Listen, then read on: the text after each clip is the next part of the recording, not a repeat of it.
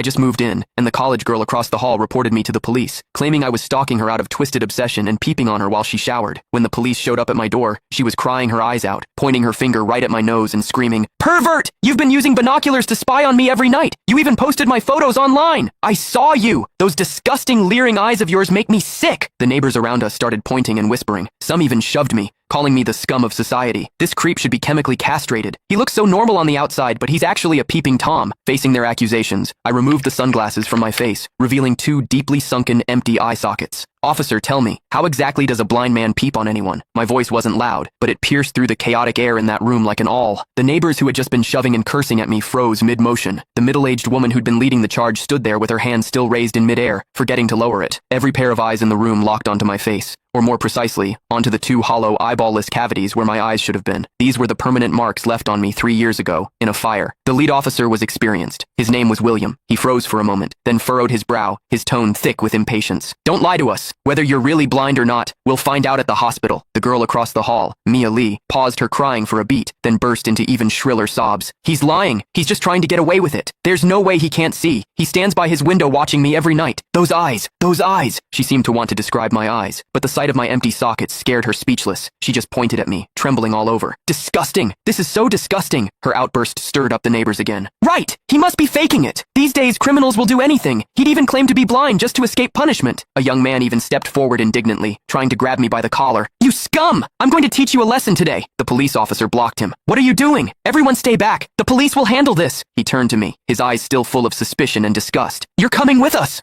I didn't resist. I calmly held out both hands. Cold metal touched my wrists. Two younger officers flanked me on either side and led me toward the elevator. Behind me, Mia's crying mixed with the neighbors' curses into a chaotic din. "Scum of society! Get out of our community! Hope you rot in prison!" I could see the righteous expressions on their faces. I could also hear the pleasure in their voices as they trampled me into the mud. I stepped into the elevator. The metal doors slowly closed, cutting off the noise from outside. One of the younger officers, probably new to the job, couldn't help but ask me quietly, Are you really blind?" I tugged at the corner of my mouth but didn't answer. The other officer patted his shoulder, signaling him to keep quiet. But I knew that in their minds, the scales had already tipped completely in favor of that tearful young girl. After all, it was a young, pretty, pitiful college student on one side, and on the other, a suspicious man living alone, wearing sunglasses. In their eyes, it was crystal clear who was the victim and who was the perpetrator. What they didn't know was this: sometimes, what the eyes see is the biggest lie of all. And I, a blind man, had seen something that none of them had. For instance, when Mia accused me, her heartbeat was steady, without a single ripple of genuine emotion. The interrogation room at the police station was harshly lit by fluorescent lights, and the air smelled faintly of mildew.